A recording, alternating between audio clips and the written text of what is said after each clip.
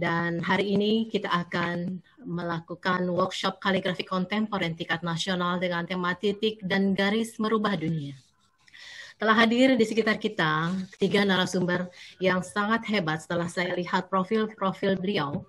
Dan saya takjub karena tidak satu lembar, saya lihat beberapa dan saya sedikit konklusikan beberapa yang sudah dilakukan berupa karya-karya ataupun yang lainnya.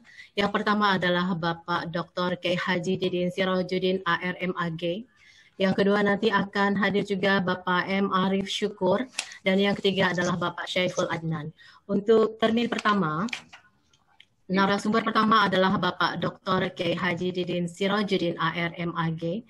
Beliau adalah Bapak Kaligrafi Indonesia yang akan berbicara tentang aspek perkembangan kaligrafi. Beliau lahir di Kuningan 15 Juli 1957, sudah sangat melanglang buana dalam dunia kaligrafi Islam. Siapapun tahu itu, terutama kalangan UIN atau IAIN zaman dulu. Pekerjaan beliau adalah dosen UIN Syarif Hidayatullah Jakarta, beliau direktur Lembaga Kaligrafi Al-Quran Lemka Jakarta. Kemudian beliau juga pimpinan pesantren kaligrafi Al-Quran Lemka Sukabumi. Pengalaman kaligrafi beliau adalah juara 1 peraduan menulis Khat ASEAN di Brunei Darussalam, itu tahun 1987. Beliau juga hakim lomba kaligrafi MTQ nasional ke-13 pada tahun 1983 di Padang. Kemudian MTQ nasional, oke. Kemudian beliau juga hakim kaligrafi Pos Pentas PAI Aksioma Festival Anak Soleh. Kemudian beliau juga hakim peraduan menulis Khat ASEAN di Brunei juga. Menulis 40 buku kaligrafi dan 4 mushaf Al-Quran. Beliau juga berpameran kaligrafi di kota-kota Indonesia, juga kaliber internasional, Thailand, Iran, Pakistan, UAE, dan Sabah, Malaysia. Untuk itu, kepada Bapak Dr. Haji Didin Sirajuddin ARMAG, dengan topik aspek perkembangan kaligrafi, kami persilahkan, kami sediakan waktu 15 menit. Assalamualaikum warahmatullahi wabarakatuh. Waalaikumsalam warahmatullahi wabarakatuh. Wassalatu wassalamu ala nabiyyi ummi wa ala alihi wa ashabihi katibina bil khatil arabi wa ba'du. Yang saya muliakan Bapak Dr. Haji Sandiaga Sapudin Uno, Menteri Pariwisata dan Ekonomi Kreatif. Rasanya saya juga ingin sekali kalau Bang Sandi itu nanti hadir pada peresmian pesantren kaligrafi Al-Quran Lemka sebagai pusat destinasi wisata religi Jawa Barat di kota Sukabumi yang sedang direncanakan. Yang saya hormati Bapak Haji Ahmad Jody MA selaku Kepala Sekretariat Pusat Pengkajian Islam Jakarta Islamic Center. Tentu kawan saya Bapak Arif Syukur, Direktur Islamic Arts Exhibition yang sangat aktif luar biasa untuk terselenggaranya acara pameran sekarang ini.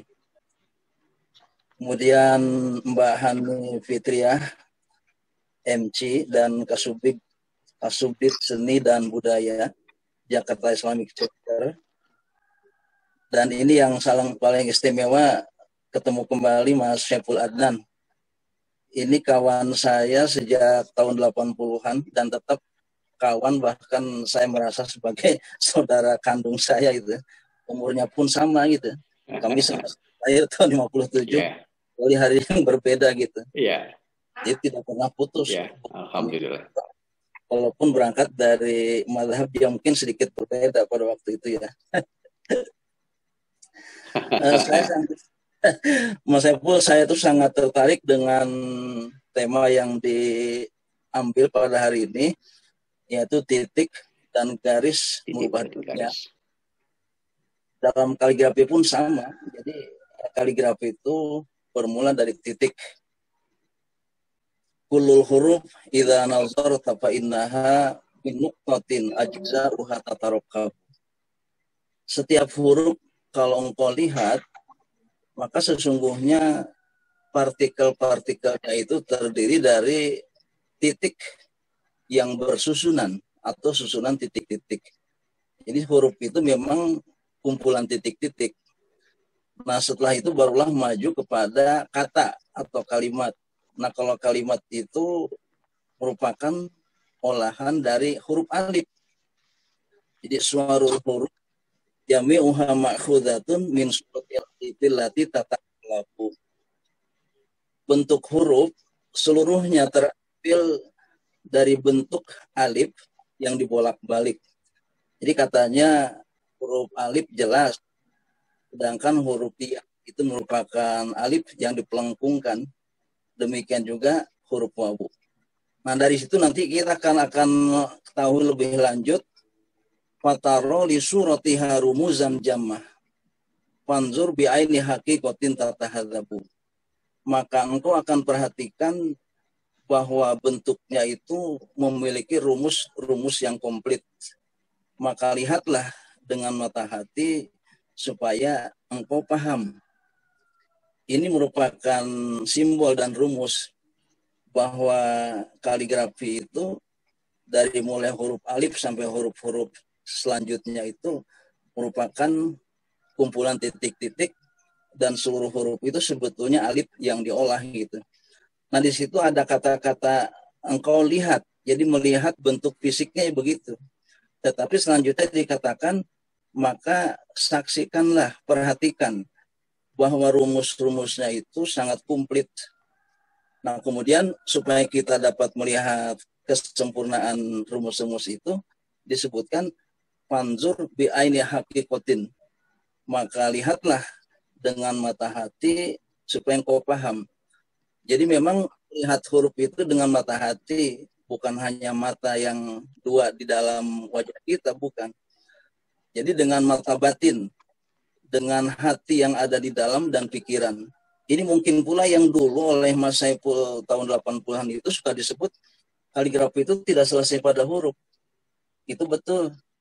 Jadi ketika terjadi debat antara para khotot dan para pelukis pada waktu itu ya, jadi para khotot itu ngotot mempertahankan bahwa huruf itu ya bentuk-bentuk fisik seperti yang ditulis itu. Ada alif, ada ba, ada ta, dan harus seperti itu. Tapi pada waktu itu Mas Saiful mungkin yang sudah berpikiran lebih maju mengatakan tidak hanya sampai di situ. Huruf itu harus diolah. Jadi tidak kaligrafi itu tidak selesai pada huruf. Itu betul. Saya masih ingat aja itu. Sampai sekarang terngiang terus itu. Saya tidak akan pernah melupakannya gitu. Mas Saiful itu.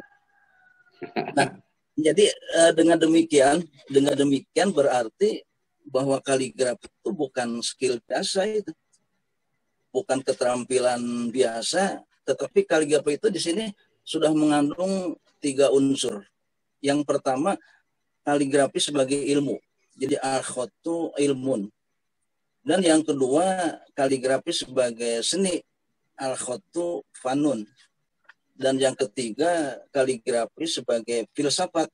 Al-khotu falsafatun. Nah, kaligrafi sebagai seni, sebagai ilmu adalah bahwa dia memiliki rumus-rumus, tata cara penulisannya. Bahkan khot Saifuli yang Saiful punya yang kelihatan bebas, sebetulnya itu adalah rumus. Jadi memang kaligrafi itu ilmu. Ada hukum-hukumnya.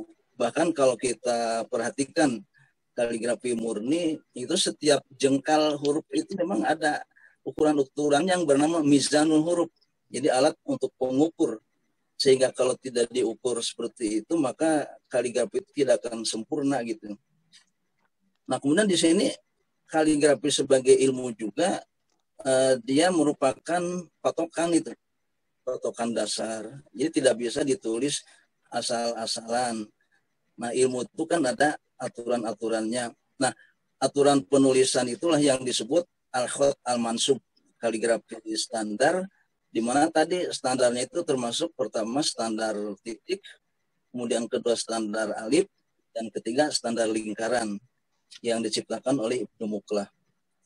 Kemudian secara berurutan dimulai dari mengenal huruf tunggal.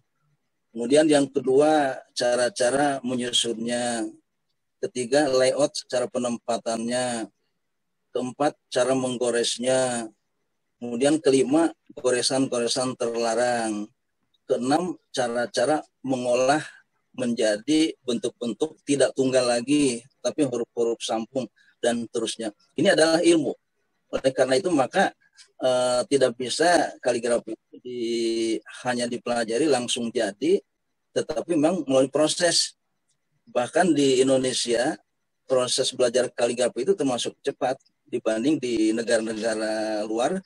Seperti di Timur Tengah itu untuk mempelajari satu mazhab saja, misalnya Naskhi mungkin harus 4 tahun. Kemudian Sulus 3 tahun, Farisi 3 tahun, Diwani 3 tahun, sehingga kalau dijumlah itu bisa 20 tahun itu. Jadi di sini termasuk cepat belajar itu. Nah kemudian yang kedua, kaligrafi sebagai seni, ya tentulah dia merupakan aksesoris untuk memperindah.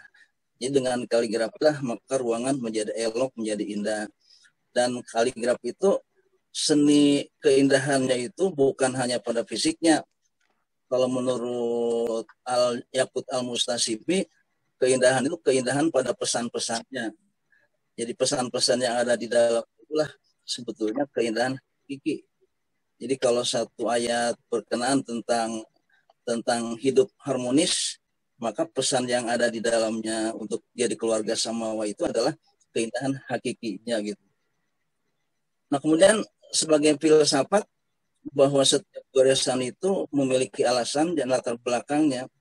Kalau saya perhatikan misalnya karya punya Mas Saiful itu, ada goresan-goresan yang dulu disebutnya itu seperti goresan tanduk kerbau, karena Mas Saiful dari kan, jadi katanya itu goresan tanduk kerbau. Tapi sebetulnya itu juga kombinasi dari khot Andalusi. Itu ada falsafahnya, itu tidak asal gores. Seperti dulu kaligrafi Kufi yang lahir di awal kekuasaan Islam itu dianggap kaligrafi tertua, itu bentuknya kaku. Katanya kakunya khat Kufi itu cermin daripada kakunya sikap masyarakat Arab jahiliyah pada waktu itu. Tapi ketika Islam datang, lahirlah berbagai-bagai bentuk kaligrafi baru yang disebut khat layin atau kaligrafi yang plastis. Nah, kenapa bentuk-bentuk selain Kufi itu kok plastik, lembut? Nah, itu menunjukkan masyarakat Muslim yang lebih lembut setelah adanya Islam itu. Itulah falsafah dari bentuk kaligrafi.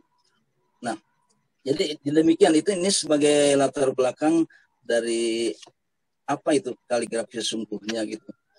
Nah, kemudian ada yang sangat penting sekali dalam pertemuan ini.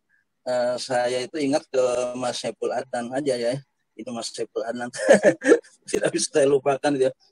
Jadi pada tahun 80-an itu ada peristiwa besar yang perlu sekali diketahui oleh generasi muda sekarang.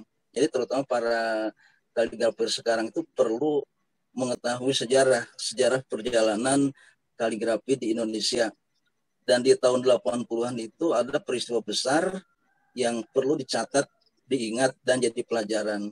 Yaitu apa? Nah, pada tahun itu terjadilah apa yang saya istilahkan sebagai perang. Jadi perang, bahkan hampir-hampir menjadi perang terbuka antara para khotot dengan para pelukis pada waktu itu. Nah, ini terutama setelah lahirnya apa yang disebut gerakan seni lukis kaligrafi Indonesia yang lahir tahun 79 pada saat diselenggarakannya MTQ Nasional ke-11 di Semarang itu. Jadi kehadiran seni lukis ini bagi karangan khotot murni pada waktu itu dianggap gangguan karena dianggap merusak tatanan, dan Mas Saiful termasuk dianggap perusaknya pada waktu itu rusaknya. Nah, tapi ada yang aneh. Pada waktu para khotot berperang dengan para pelukis, hanya saya sendiri yang justru mepet dengan para pelukis. Saya nyobat dengan Mas Saiful. Saya pun datang ke Jogja untuk berceramah bersama di Gedung Seni Sono. Kemudian kita berceramah pula di Unisula di Semarang, Mas Saiful ya. Nah, Pada waktu hanya saya sendiri, saya terpencil dari kawan-kawan para khotob, karena kok saya malahan terlibat terlibat persekongkolan dengan para pelukis itu. Ketika mereka menyatakan bahwa Saiful dan kawan-kawan itu merusak tulisan, kenapa kok saya malah nyoba dengan para perusak itu pada waktu itu. Saya juga kadang merasa aneh, kok kenapa saya yang punya latar belakang khotot itu kok malah bergabung dengan mereka gitu. Nah, tetapi akhirnya itulah yang akan terbukti bahwa seharusnya kita itu bersahabat. Dan itu sebabnya karena saya mempelajari latar belakang sejarah perjalanan kaligrafi. Sejarah perjalanan kaligrafi itu adalah sejarah pencarian dan penemuan gaya-gaya bentuk-bentuk. Jadi kalau pertama kaligrafi Arab itu berkembang hanya 2 jenis, yaitu musnad dan nabati selama 1500 tahun sebelum masa Islam. Itu setelah Islam hanya 70 tahun itu berkembang menjadi lebih 400 gaya. Nah, apa salahnya kalau di Indonesia ini juga lahir gaya-gaya baru Indonesia gitu. Maka kenapa Mas Saiful disalahkan? Bahkan saya waktu itu sudah melihat gejala kebenaran sejarah itu, bahwa Mas Saiful itu justru ikut memelopori perjalanan sejarah sesungguhnya kaligrafi di Indonesia. Nah, akhirnya karena melihat keanehan, dalam kutip keanehan dan keunikan gaya Mas Saiful itu, maka pada waktu itu saya sebut, wah ini gaya Saiful ini. Saiful, karena Mas Saiful yang bikinnya gitu. Kemudian ada lagi Pak Amang Rahman, itu gaya Amang. Ada lagi Said Akram, itu gaya Akram. Ada Pak Piros, itu gaya Pirosi. Dan kelihatannya mereka setuju dengan gelar itu. Jadi akhirnya ini lahir lagi gaya khas Indonesia itu tidak ada, tetapi yang ada gaya individual yang diwakili dan dipelopori mula-mula oleh Mas Saiful Adnan sekarang. Ini gaya Saifuli. Mas sejak itu akhirnya timbul kesadaran di sana sini, termasuk juga di karangan para khotob, bahwa tidak salah kita bergabung dengan mereka, bahkan belajar mereka. Saya bilang justru kita harus saling belajar. Para khotob harus belajar pada pelukis untuk mengetahui teknik rupa, teknik mewarnai, teknik mengolah bentuk dan lain-lain. Demikian juga mungkin para pelukis itu perlu juga mempelajari kaligrafi keseluruhan, baik yang murni maupun kontemporernya. Nah, sejak itu akhirnya sampai ke sini, sampai sekarang itu sudah tidak ada sekat antara dua kubu, kalau memang disebut dua kubu pada waktu itu ya. Para khotob juga sekarang memasukkan unsur rupa kepada tulisan mereka. Sebaliknya para pelukis pun sepertinya sangat senang sekali dan gemar mempelajari gaya-gaya murni gitu. Nah, ini kabar baik bahwa kaligrafi itu seharusnya terus berkembang menjadi bentuk-bentuk yang beragam, bahkan sampai beratus-ratus. Nah, sayang sekali bahwa setelah kehadiran para penjajah barat ke timur, termasuk wilayah dunia Islam, maka bentuk yang tadi sudah berkembang sampai 400 jenis itu tiba-tiba menyusut. Karena apa? Karena terhalang oleh situasi gitu. Sehingga sekarang orang tidak harus lagi punya 400 gaya, tapi cukup 7 sampai 10 gaya gitu ya. Nah, ini kalau kita perhatikan misalnya bagaimana dulu kaligrafi itu terbentuk. Nah, pada waktu itu apapun kehidupan yang dilalui oleh para seniman, kalau ditulis dengan satu jenis tulisan, maka lahirlah satu nama bentuk tulisan. Misalnya ada tulisan Raihani. Raihani itu artinya harum, karena memang ditulis di kertas yang sangat harum. Ada yang mengatakan Abdullah Ar-Raihan penciptanya. Kenapa disebut sulus? Sulus itu karena ditulis dengan pulpen ukuran sepertiga, itu sulus. Nah, bahkan ada satu tulisan yang namanya khat usyribah. Usyribah itu air minum. Jadi kalau sultan itu memerintahkan ngambil air minum untuk tamunya, maka perintah itu dibuat dengan khat usyribah itu. Nah, ini sekiranya di Indonesia itu lahir Saiful yang lain gitu. Itu kan alangkah hebatnya itu. Ini Mas Saiful sudah memelopori. Dan perlu juga saya tampilkan di sini ketika saya pertama ketemu Mas Saiful pada saat pameran seni lukis Islami di Gedung Planetarium Taman Ismail Marzuki tahun 80. Pada waktu itu Mas Saiful nanya ke saya, Mas Didin, apa tidak bisa diperjuangkan lukisan kaligrafi atau kaligrafi lukis itu masuk ke MTQ? Saya bilang apa mungkin itu ya, sebab selama ini yang dipamerkan dan yang dilombakan itu jenis-jenis kaligrafi yang sudah diketahui. Nah, pada waktu itu saya pun masih asing dengan kata-kata seni lukis kaligrafi ketika Mas Saiful sudah berkarya dengan itu gitu. Nah, sampai di rumah saya berpikir jangan-jangan betul juga ya, apa salahnya. Nah, akhirnya sejak itulah maka saya ikut memperjuangkan masuk, dan barulah berhasil itu 20 tahun kemudian lebih. Jadi itulah asal-usul masuknya kaligrafi kontemporer ke dalam MTQ itu dari pertanyaan Mas Saiful itu yang terus bergema sampai sekarang. Sekarang itu sudah meluas luar biasa di tengah air kita gitu. Nah, hanya di sini kata-kata yang dimasukkan ke dalam MTQ itu tidak lagi seni lukis, tetapi seni kaligrafi kontemporer. Nah, memang kami tidak menganggap tidak salah sekiranya yang digunakan kaligrafi lukis, tapi pada waktu itu untuk membedakan antara gaya-gaya kontemporer, ada gaya-gaya tradisional klasik dengan gaya baru. Nah, maka dibuatlah yang baru inilah yang kontemporer. Maka yang kontemporer dalam bahasa Arabnya itu al-jadid ya, al-jadid, kaligrafi baru. Baru tuh madhab dan bentuknya gitu. Jadi bukan waktunya. Ini pameran yang oleh Pak Arif dibuat ini disebut pameran kaligrafi kontemporer. Ini kontemporer apanya? Nah, kalau yang dimaksud waktu muasir zaman sekarang boleh. Jadi artinya tulisan apapun, khot apapun dibuat zaman sekarang dan sekarang itu kaligrafi terbaru atau kontemporer. Tekniknya dan waktunya gitu. Tapi kalau dimaksud madhabnya itu bukan.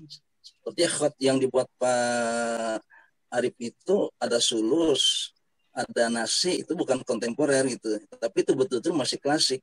Nah, jadi itu terserah mau digunakan. Nah, jadi ini untuk diketahui oleh siapapun bahwa istilah kontemporer di dalam MTQ itu untuk membedakan jenis hurufnya itu yang baru itu ya. Nah, ini sangat menarik sekali gitu ya. Nah, kemudian yang kontemporer ini sekarang ini ternyata jadi ngetren itu. Jadi sampai banyak anak-anak peserta lomba itu dia tidak bisa menulis khot-khot yang lain yang tradisional, hanya biasanya itu melukis karena hobinya melukis itu. Tapi akibatnya menjadi liar gitu ya, menjadi liar sehingga karya-karya itu kadang-kadang dibaca pun sulit gitu, dibaca pun sulit gitu, begitu liarnya gitu. Tapi ini proses. Nanti proses perjalanan di mana satu madhab itu sedang lahir. Dan memang seperti itu. Maka yang betul-betul murni kelihatan kontemporer, betul-betul menunjukkan bentuknya itu, yang saya lihat memang Mas Saiful. Mas Saiful, kemudian Mas Said Akrom. Kalau Mas Said Akrom itu kan kontemporer figural. Kalau Mas Saiful itu mungkin ekspresionis dan seterusnya gitu ya. Mohon maaf Pak Kiai, waktunya sudah habis. Nanti kita akan pertajam di dialog dengan audiens ya. Terima kasih banyak Pak Kiai. Ya, oke. Memang tidak cukup waktunya ya Pak Kiai. Ya mohon maaf. Baik, selanjutnya adalah narasumber kedua yaitu Bapak M. Arif Syukur yang akan berbicara tentang mengulas tentang pameran virtual. Sedikit tentang Bapak Arif Syukur. Lahir di Kabanjahe 5 Agustus 1972, menikah dikaruniai 3 orang anak, sarjana seni rupa, program desain grafis Universitas Negeri Medan pada tahun 2000. Dalam perjalanan kaligrafi pernah mewakili Sumatera Utara pada MTQN Jambi dan Musabaqah Al-Quran kategori dekorasi. Kemudian mewakili mahasiswa pada MTQN mahasiswa di Kalimantan dan Banda Aceh. Kemudian beliau menekuni dunia kaligrafi menjadi bagian perjalanan berkesenian. Karya-karya beliau tahun 1998, ukiran kaligrafi sepanjang 105 dikali 90 meter yang terbentang sampai saat ini di Masjid Kampus Universitas Negeri Medan. Pameran bersama di Taman Budaya Medan. Kemudian tahun 2000 pameran tunggal kaligrafi rentan 2000 di Gedung Rektor Unimed Medan. Kemudian tahun 2007 pameran bersama kaligrafi di Mall Kelapa Gading. Dan yang terbaru adalah tahun 2000, tepatnya tanggal 10 Oktober, mencatatkan rekor muri untuk pameran tunggal kaligrafi aksara Arab kontemporer pertama secara virtual di Indonesia. Untuk sesi ini Pak Arief Syukur akan berbicara tentang perihal pameran seperti apa. Kami sediakan waktu 15 menit, kami persilahkan. Terima kasih Bu Hani Fitria. Para narasumber yang kami hormati, guru-guru saya, mohon izin berbagi saja, sharing saja, karena memang hari ini kita pengen kita semua bisa mendialogkan bagaimana perkembangan kaligrafi di era ini. Jadi kalau tadi Ayahanda Kiai Sirojudin menyampaikan bahwa kontemporer, apakah dari sisi tadi jenisnya gitu ya, atau waktunya gitu. Ya kalau diperdebatkan panjang gitu ya, prosesnya panjang, tapi saya lebih menarik, oke, kita sepakati waktunya gitu ya, karena kekiniannya gitu. Hari ini kenapa saya coba mengemas kaligrafi atau pameran kaligrafi ini dalam bentuk virtual gitu. Pertama memang ada wabah yang memang dunia tidak bisa menghindarinya. Keterbatasan bertemu fisik itu menjadi tidak lagi relevan gitu ya. Tapi sekarang semuanya berbasis digital. Karena itulah pendekatannya yang kemudian mendorong saya untuk mencoba jalan lain bagaimana cara mengembangkan kaligrafi ini bisa menembus ruang-ruang publik gitu. Karena kita sadar bahwa kita bukan hanya jadi warga Indonesia hari ini, tapi kita juga menjadi warga dunia. Jadi kalau kita pameran virtual, bukan hanya orang Indonesia yang akan bisa melihat, tapi juga dunia akan menyaksikannya. Berangkat dari situlah kemudian saya berpikir pameran itu harus sering diadakan, gitu ya. Mungkin tidak sempurna, saya paham benar bagaimana alur pameran itu. Ada katakanlah tim seleksi, kurator gitu. Kalau ngikuti proses itu akan panjang. Dan biasanya problemnya itu ada di dana gitu ya, keuangan gitu. Nah kalau kita ingin ideal seperti itu, mudah-mudahan ke depan proses itu bisa dijalankan. Tapi saya ingin kita semuanya, jadi kalau kita lihat dari sisi pameran ini, yang pertama saya gagas itu pameran tunggal saya virtual untuk rekor muri tanggal 10 bulan 10 2020 kemarin. Awalnya sebenarnya saya sudah sampaikan ke Ayahanda Didin dulu diskusi di rumahnya, Ayahanda, apakah sudah ada pameran rekor muri gitu ya. Waktu itu di rumahnya kita diskusi gitu dengan jumlah karya sekitar 200-an gitu. Waktu itu beliau sampaikan sepertinya belum gitu. Nah, karena itulah kemudian saya berangkat dari situ menggagas itu. Jadwalnya sebenarnya pameran itu sudah dijadwalkan di Gedung Convention Hall Jakarta Islamic Center secara offline gitu ya. Tapi karena situasi ternyata Jakarta tidak bisa terbebas dari corona, akhirnya tidak ada pilihan lain. Saya ketika merencanakan itu biasanya tidak punya plan B. Ketika saya merencanakan tanggal 10 bulan 10 2020, maka di saat itu juga saya tidak akan menggesernya. Cuman formatnya jadi berubah menjadi pameran virtual. Dari situlah kemudian saya harus belajar mengemas secara teknologinya. Belajar, dan alhamdulillah Allah mudahkan itu semuanya. Karena hari ini kemasan itu hampir 75% itu saya yang menggarapnya. Gitu. Nah, jadi kalau kita mau pameran itu problemnya adalah di dana gitu, karena harus nyewa gedung, kemudian nyewa panel, kemudian banyak lagi yang lainnya, itu lumayan biayanya. Tapi dengan virtual ternyata ya kita bisa lebih mudah gitu, bisa lebih mudah. Alhamdulillah, mudah-mudahan ini menjadi semangat kita semuanya. Sebelum ini juga kita sudah memamerkan virtual itu hasil lomba Mushaf Al-Quran yang diselenggarakan oleh Bait Al-Quran Taman Mini Indonesia Indah. Dan Kiai Sirojudin juga jurinya gitu ya. Dan itu sayang kalau itu hanya diterima Dewan Juri, kemudian tersimpan. Karena itu kita kemarin juga kita kemas dalam bentuk pameran virtualnya. Jadi semuanya bisa menyaksikan langsung. Problemnya biasanya memang karena pendekatan kita adalah pendekatan 3D interaktif, loadingnya itu biasa di awal lumayan lama gitu ya. Tapi ini sebuah proses, ini sebuah titik yang kita sudah mulai dan akan membentuk garis perlahan menjadi sebuah perjalanan bagaimana perkembangan kaligrafi di Indonesia dan dunia. Saya bersyukur ketemu orang-orang hebat di sini, khususnya teman-teman yang ikut dalam pameran ini. Ada maestro kita, Bapak Saiful Adnan. Begitu saya baca biografinya, Masya Allah dari tahun 70-an beliau sudah pameran gitu.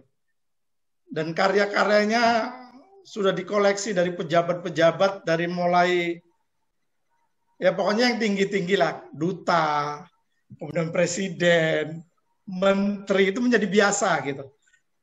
Nah, kita pengen semuanya, khususnya para teman-teman kaligrafer ini, kita banyak belajar dari beliau. Dan hari ini sebenarnya saya pengen banyak mendengarkan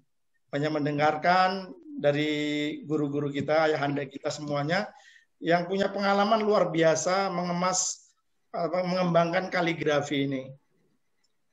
Saya sebenarnya berangkat dari ketidaknyamanan gitu. Karena kalau kita belum punya nama itu mau pameran itu nggak gampang gitu. Betul ya, Pak Saiful ya? Kalau belum punya nama itu nggak gampang kita ke pameran ya. Nggak ada yang ngundang kita gitu. Iya. Kalaupun kita nyodorin gitu belum tentu diterima gitu kan. Maka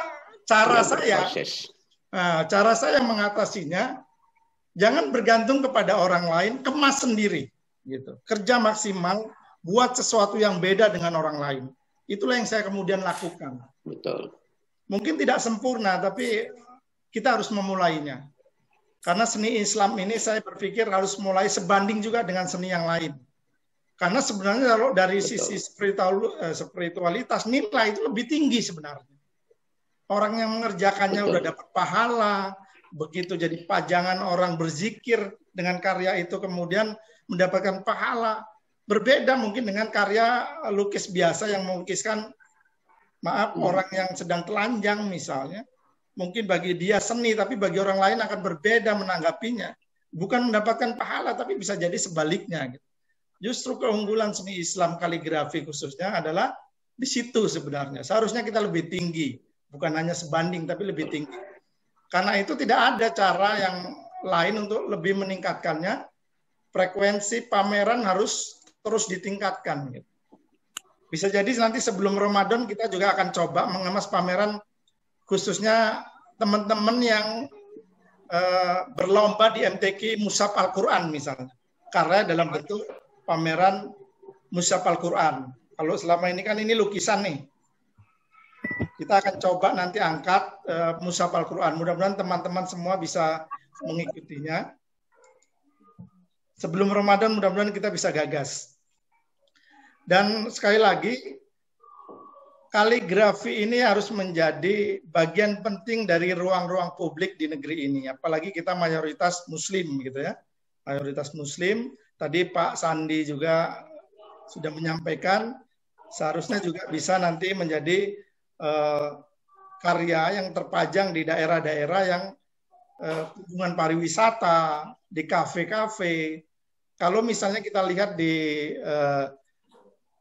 luar negeri itu ada LC namanya, dia justru mengembangkan kaligrafitinya. Kaligrafitinya itu lebih bisa masuk ke ruang-ruang publik yang lebih luas, ke kafe, ke gedung-gedung tinggi, gitu ya. Nah ini yang harus mulai kita kembangkan. Tentu saja tidak bisa sendiri, kita butuh kebersamaan. Kita butuh bimbingan dari guru kita, ayahanda kita, Didin, Surajudin, dan Master Saiful Adnan, dan para guru yang lain.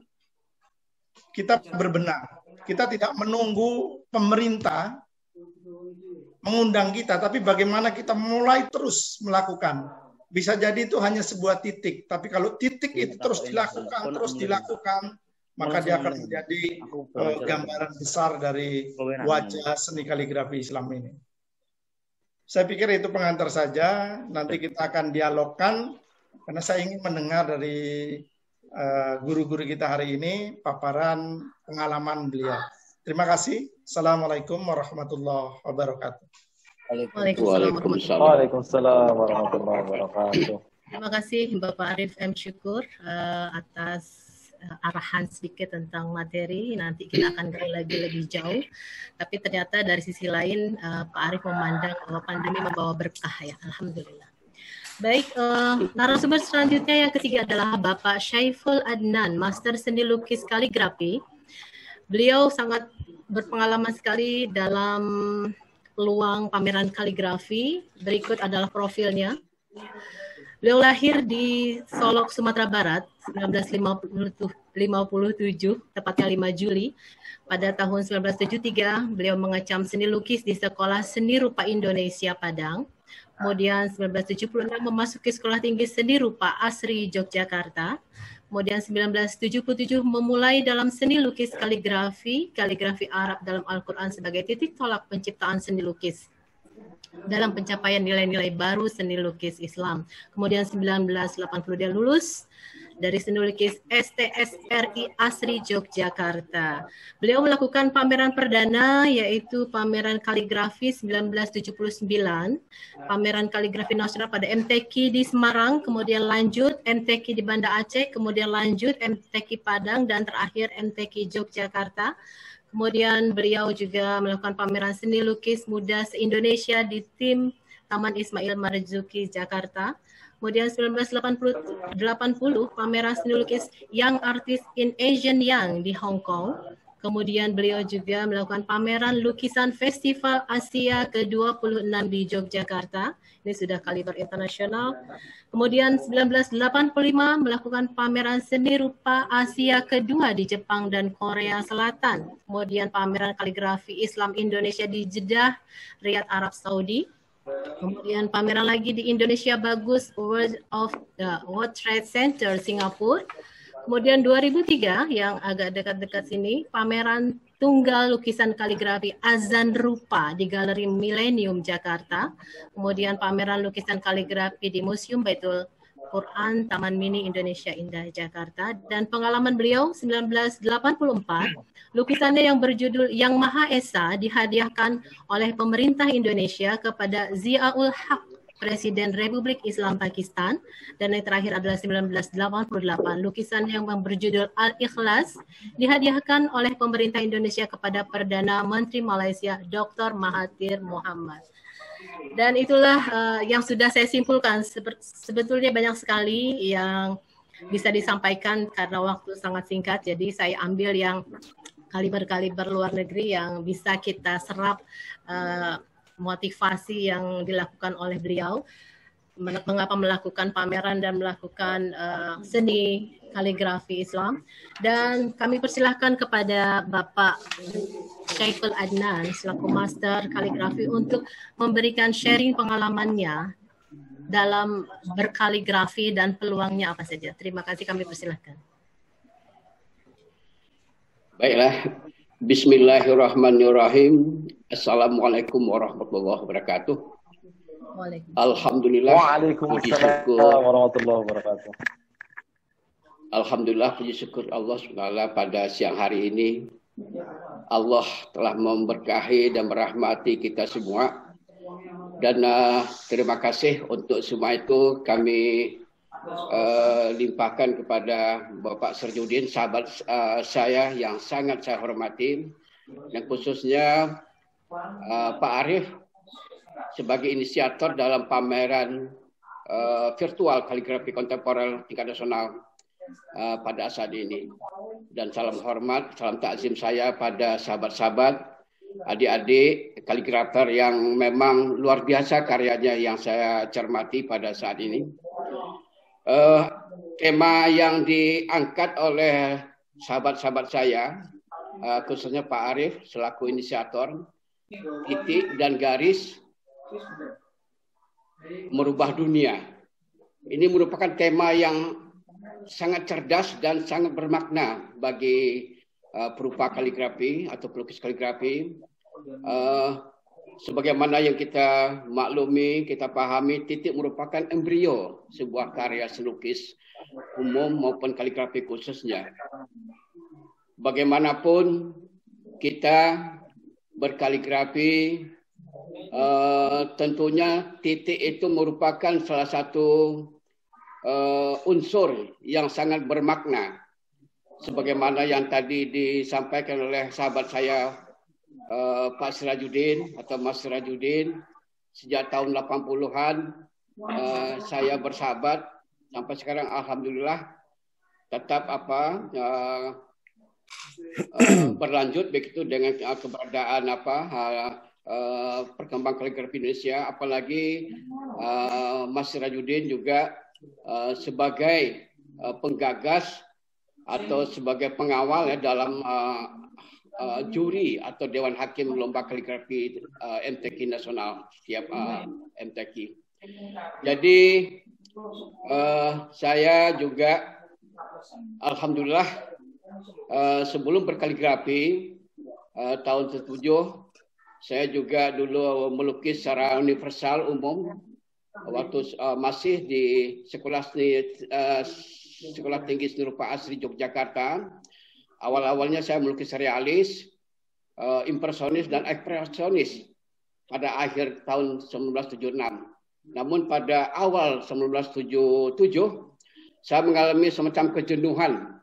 Saya dalam melukis universal atau umum itu hanya mengalami atau menemui kepuasan estetika yang sifatnya horizontal. Saya kepingin sebuah karya seni itu memberikan nilai atau spirit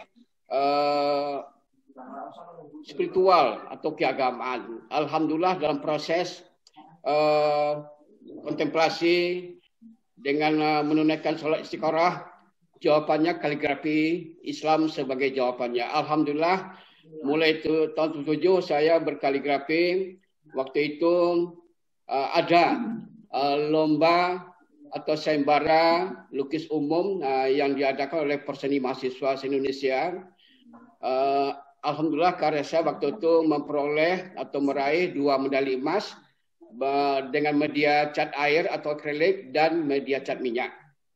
Jadi bermula dari situlah sahabat-sahabat yang saya hormati, yang saya banggakan, khususnya Mas Arief dan sahabat saya Mas Sirajuddin. Pada saat itu saya mulai berkiprah berkaligrafi dan uniknya saya sendiri sebetulnya bukan basicnya kaligrafi atau hard murni. Itu malah katanya Mas Didin dengan berkah itu malah menimbulkan gaya baru. Saya tidak pernah belajar kaligrafi berkaidah atau yang hard klasik atau tradisional baik di madrasah maupun di pondok pesantren. Justru saya dengan kebebasan tanda kutip berekspresi dalam seni lukis kaligrafi, alhamdulillah lama-lama menemukan gaya yang saya padukan unsur kaligrafi dengan kultur Minangkabau. Waktu itu juga saya di kampung halaman di Sanibakau, Solo, Sumatera Barat, saya memang terbiasa mengaji atau baca Al-Quran ba'da maghrib sampai isya. Hanya itulah pengalaman saya. Jadi itu mengendap dalam sanubari saya, pengalaman estetika saya. Setelah itu saya ekspresikan di Yogyakarta karena basic saya dalam seni lukis umum dengan bekal itulah saya mengolah kaligrafi sebagai media ekspresi estetis seni rupa dalam pencapaian seni lukis Indonesia baru begitu. Sudah Pak. Ada yang mau diangkat di depan. Nih. Jadi sekali lagi saya betul-betul memperoleh hidayah dalam proses penciptaan lukis kaligrafi.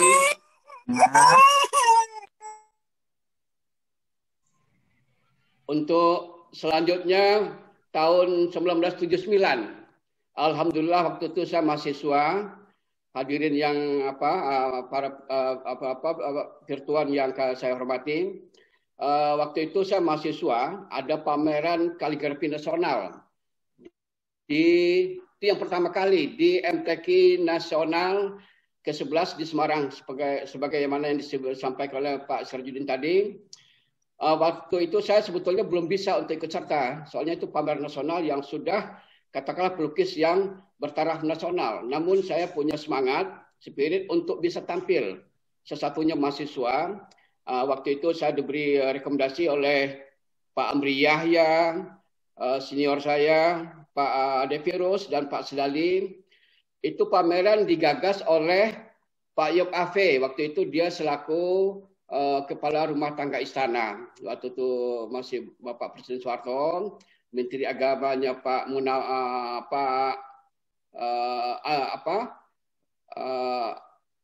Pak itu yang dari Palembang itu, lalu Bapak itu Pak Adam Malik selaku Wakil Presiden. Alhamdulillah itu merupakan titik awal perkembangan nasional atau Indonesia kaligrafi di Indonesia. Itu merupakan kebangkitan pertama kaligrafi di Indonesia. Alhamdulillah itu katakanlah menjadi booming ya kaligrafi Indonesia, dan malah dampaknya seperti yang Pak Didin sampaikan tadi itu, adanya ini semacam tadi gesekan atau benturan antara para khatat kaligrafi murni dengan para perupa kaligrafi. Dan juga kita lanjutkan dengan pameran kaligrafi di Jogja tahun 81. Di situ ada dialog atau diskusi di Galeri Sinisono bersama Pak Sirajudin, almarhum Pak Marwazi, Pak Amri Yahya. Memang di sana ada semacam pro kontra perkembangan kaligrafi Indonesia. Saya sendiri memang saat itu malah maaf dianggap tanda kutip pemberontak kaligrafi Indonesia. Memang saya sendiri memang mengolah kaligrafi itu tidak hanya sekedar tulisan, selesai pada tulisan, tapi tulisan itu ada sesuatu nilai makna yang disampaikan begitu. Alhamdulillah lambat laun, dan saya juga terima kasih Pak Sirajudin selaku khatat yang katakanlah yang moderat, yang mendampingi kami untuk bisa memberikan celah perkembangan kaligrafi atau selukis kaligrafi Indonesia. Itulah pengalaman saya, dan selanjutnya itu dilanjutkan dengan pameran kaligrafi Festival Istiqlal pertama tahun 91, yang kedua 95 begitu. Di situ semakin karya itu semakin banyak ininya, ragam atau gaya dalam penulisan kaligrafi atau pelukisan kaligrafi Islam di Nusantara begitu ya. Itulah menjadi pengalaman saya selama ini. Memang apa yang disampaikan Pak Arif tadi itu sesungguhnya potensi kaligrafi Islam itu sangat tinggi nilai keindahannya. Tidak hanya dari aspek estetika bentuk atau rupa, tapi juga dari maknawi sebuah ayat atau hadis atau doa yang kita ekspresikan. Sebagaimana yang disampaikan oleh kritikus almarhum Bapak Dan Sorono, sesungguhnya kelahiran sebuah karya selukis kaligrafi itu ada dua unsur yang sangat prinsip. Pertama, unsur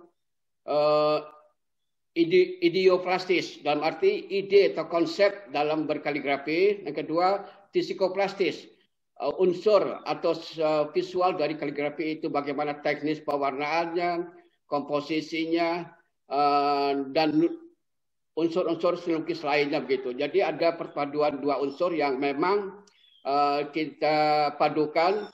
Kalau saya analogkan semacam dua sisi mata uang, dua gambar atau dua ilustrasi, tapi itu merupakan satu nilai yang memang utuh begitu ya. Mudah-mudahan ini sekedar yang saya alami ini, mudah-mudahan memberikan inspirasi atau motivasi bagi saudara-saudara saya, adik-adik saya, mungkin nanti bisa melanjutkan apa yang saya rintis Bahkan saya juga begitu hormat kepada Pak Syarifudin, sahabat saya, telah menyematkan kaligrafi yang diekspresikan Saiful Adnan itu saya sematkan dengan nama gaya kaligrafi Saifuli. Itu saya memang ini salah satu cikal bakal, bahkan Pak Harto sendiri, Pak Amri sendiri waktu pembukaan pameran di MTQ Nasional di Jogja, sempat kami berdialog dengan Pak Harto, Presiden kita tahun 96 kalau tidak salah, waktu itu MTQ di Jogja. Kata Pak Amri Yahya, guru saya, Pak Harto, ini salah satunya putra Indonesia yang menemukan gaya kaligrafi khas Indonesia. Mudah-mudahan ini sebagai cikal bakal dalam pengembangan kaligrafi di Indonesia. Itu harapannya.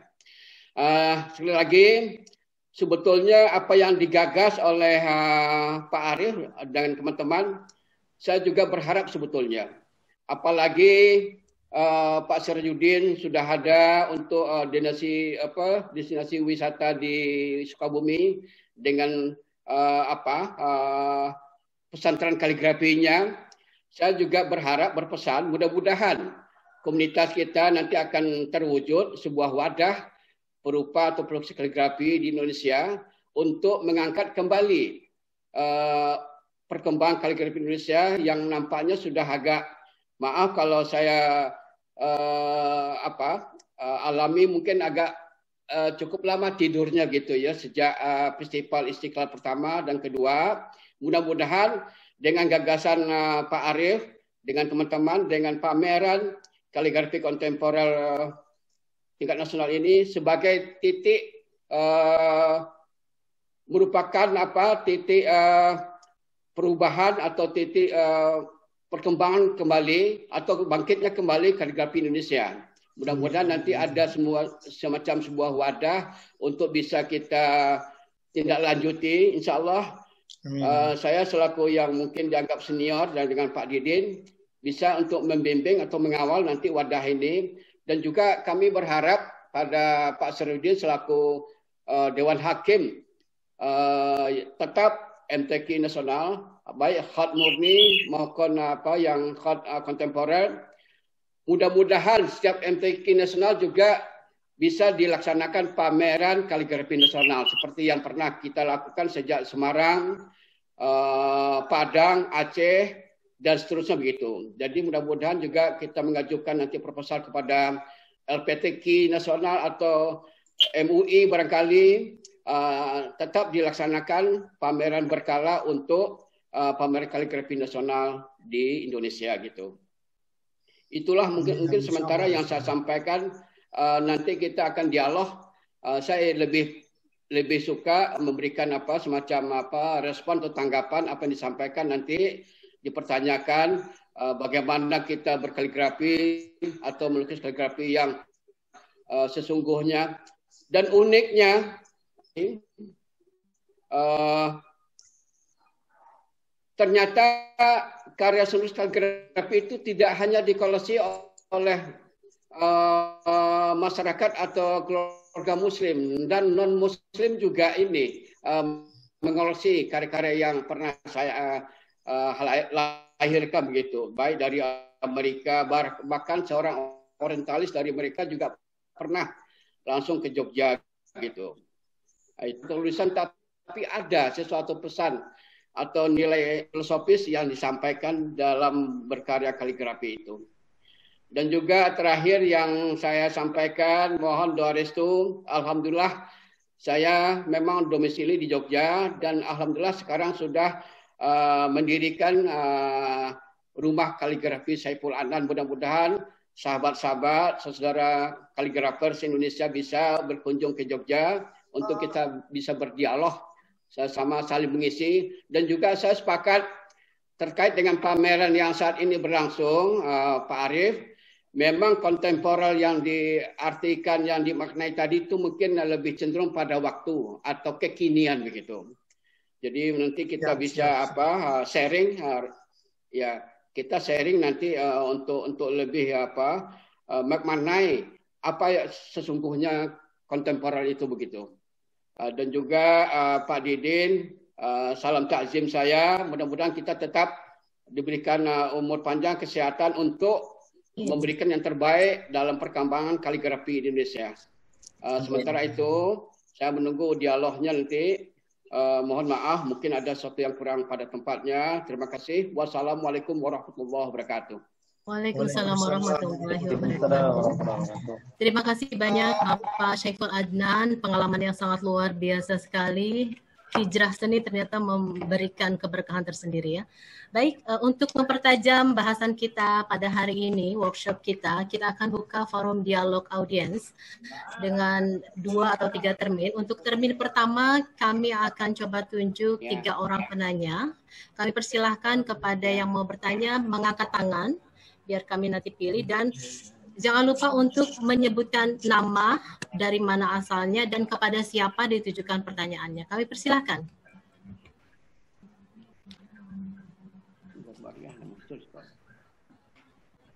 Pak Ahmad Saprudin ya. Pak Ahmad Saprudin. Ahmad Saprudin yang satu, kemudian ada lagi.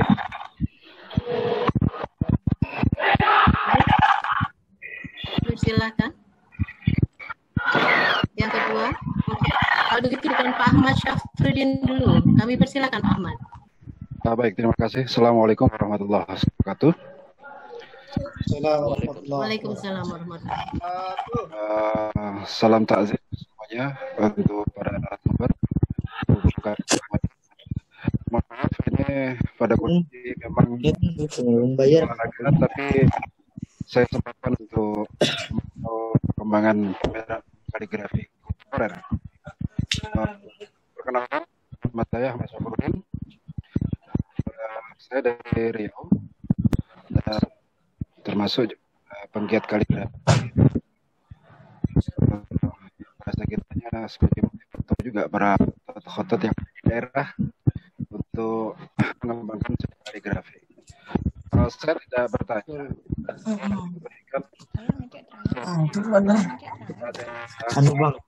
Islamic Center yang telah menggelar pameran seni kaligrafi kontemporer ini yang secara beberapa yang lalu kita sudah tadi dari sampaikan tadi bahwa terjadi katakanlah dalam tanda pertentangan antara dengan kaligrafi yang murni.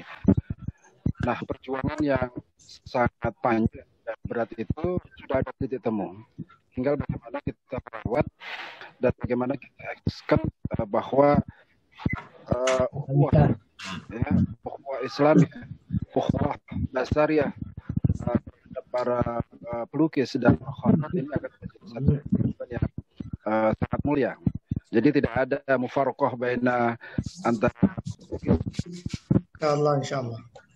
Dan insyaallah dan nasional juga kita mengapresiasi adanya kaligrafi kontemporer, sehingga harapan kami kegiatan-kegiatan semacam ini menjadi inspirasi para khotot, para pelukis-pelukis Islami yang ada di Indonesia menjadi satu kegiatan yang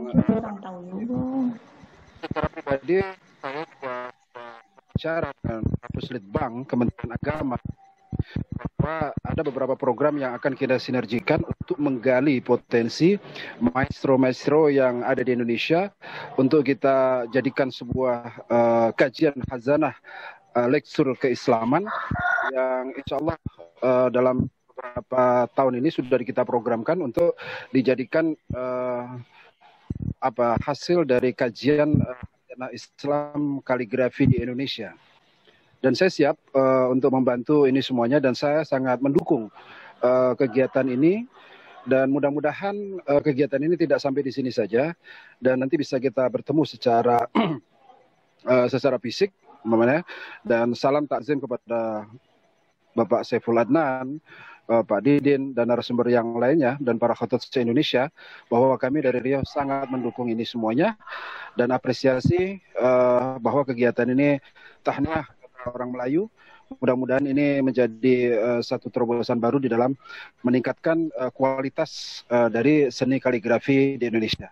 Terima kasih kepada Ibu Moderator, dan Salam juga kepada Pak Juhandi, ya kawan saya juga di Jakarta dulu, sebagai kepala di Islamic Center di sana, dan mudah-mudahan kita semuanya. Selebihnya saya mohon maaf apabila saya ini kurang berkenan, tapi insya Allah kami dari Riau siap mendukung perkembangan kaligrafi kontemporer di Indonesia. Salam takzim semua. Wallahu muwaffiq ila aqwamit thoriq. Wassalamualaikum warahmatullahi wabarakatuh. Ya, nggak bisa dikurang yang lebih. Itu tadi Bapak Ahmad Syafruddin dari Riau yang memberikan respon terhadap perkembangan kaligrafi Islam kontemporer. Bagaimana Pak Arif bisa menangkap pertanyaan responnya Pak Arif? Apa mau ditanggapi? Silakan Pak Arif. Baik, Pak Ahmad Syafruddin, terima kasih nih atas supportnya dan dukungannya. Insya Allah kita sangat senang kita bisa nanti bersinergi dan berkolaborasi karena ini menjadi penting, Pak. Selama ini kita sulit juga gitu ya menghubungkan para kaligrafer, misalnya yang dari alumni MTQ gitu ya, karena mereka juga asik biasanya dengan dunia sendiri, kemudian di masjid kita ingin coba lompat sedikit pada ajang-ajang pameran, jadi ke ruang publik itu yang ingin kita mulai sebenarnya. Sayang kalau karya-karya mereka hanya dinikmati kalangan terbatas gitu. Karenanya di ruang publik inilah kemudian nanti kita mengenalkan bahwa seni Islam itu tinggi gitu. Seni Islam itu punya nilai yang luar biasa. Jadi dia akan bisa di mana-mana. Jadi dakwah universal ini harus terus digaungkan. Kalau bukan kita, siapa lagi gitu. Karena saya merasa saya ini harus berbuat gitu. Insya Allah. Kan nggak mungkin saya bisa mengimbangi kayak tadi Maestro Saiful Adnan gitu ya, terus Ayahanda Idin Sirojudin, nggak mungkin gitu. Tapi saya memunculkan ide baru, gagasan baru, bagaimana kita, bahasa saya itu melipat gandakan event pameran gitu. Jadi saya tidak bicara sempurnanya dulu gitu. Tidak bicara sempurna dulu, tapi kuantitinya ini harus ditingkatkan seiring waktu kita benahi gitu. Baik. Nah inilah yang ingin kita program ke depan. Insya Allah nanti setelah ini kita bisa komunikasi. Jangan lupa Pak sampaikan nomor handphonenya nanti di kolom itu biar kita nanti bisa follow up selanjutnya.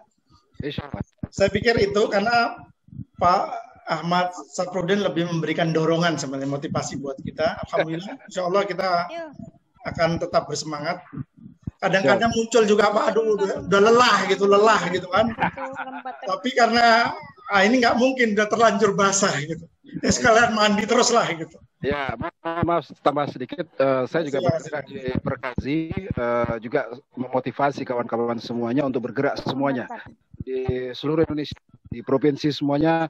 Saya menggaungkan itu semuanya sehingga kegiatan ini menjadi sangat positif. Kemarin saya lihat juga ada Mbak Ana kemarin ikuti untuk kaligrafi kaca, dan saya sebetulnya juga asal dari Jepara sebetulnya. Saya juga mengembangkan kaligrafi dengan kayu jati, ya, dengan ornamen kayu jati, dan warna juga yang bisa jati dari Hazanah Indonesia. Terima kasih apresiasinya semuanya, dan insya Allah saya akan berikan nomor HP saya. Insya Allah kita terus bersilaturahmi dan kita kembangkan, kita bikin kaligrafi di bumi Indonesia tercinta. Terima kasih. Ya, teman-teman bersiap saja karena memang saya sudah ngobrol sama Ayahanda Didin dan Maestro Saiful Adnan. Insya Allah kita Ramadan akan pameran tingkat ASEAN, dan itu saya harapkan karyanya minimal itu ukurannya 1 meter kali 1 meter lah gitu. Sekalipun kalau dipoto itu jadi besar gitu. Jadi kalau bisa lebih besar juga lebih bagus gitu. Jadi kita pengen tidak hanya ukuran kecil, tapi kita ingin berubah gitu. Ingin merubah, mudah-mudahan itu bisa tercapai. Silakan Bu Hani. Baik, terima kasih Bapak Ahmad Syafruddin. Mungkin bisa ditambahkan dari Bapak Kiai Didin Sirojudin. Hanya satu yang tadi sedikit nyantel kepada silakan dari Syafruddin itu soal jangan sampai ada mufarokoh antara Gatot dan proses kaligrafi. Mufarokoh itu kalau bahasa UA-nya itu talak 3 gitu ya. Talak 3. Jadi itu. Ternyata ini tadi disebut-sebut oleh seorang khotot dulu, yakni Muhammad Khulusi dari Mesir. Kata Muhammad Khulusi itu antar para khotot tidak boleh saling bertarung dengan kata-kata jidal, tidak boleh. Siro itu berkelahi, tidak boleh. Khisom, bermusuh-musuhan, tidak boleh. Niza berselisih, tidak boleh. Sebabnya apa? Sebab masing-masing itu sudah mendapat bagiannya. Nah, gitu. Jadi janganlah sampai berebut rezeki bahasa kita ya, karena rezeki sudah ada yang ngaturnya. Jangan sampai berkelahi hanya untuk penghasilan. Nah, jadi begitu. Kenapa harus berkelahi? Nah, dulu waktu tahun 80-an ketika terjadi perang, yang hampir terjadi perang terbuka itu, pada waktu saya udah pikir, kenapa harus memusuhi para pelukis? Nah, kenapa Mas Saiful itu kan gaya baru yang harusnya kita sambut, kok kenapa harus kita jauhi? Nah, sehingga ketika kami mengadakan pameran tahun 87 di Masjid Istiqlal pada waktu itu Lemka ya, itu waktu itu kita mengadakan dialog. Ada seorang khotot keras, Pak Amir Hamzah. Mas Saiful juga ada di luar.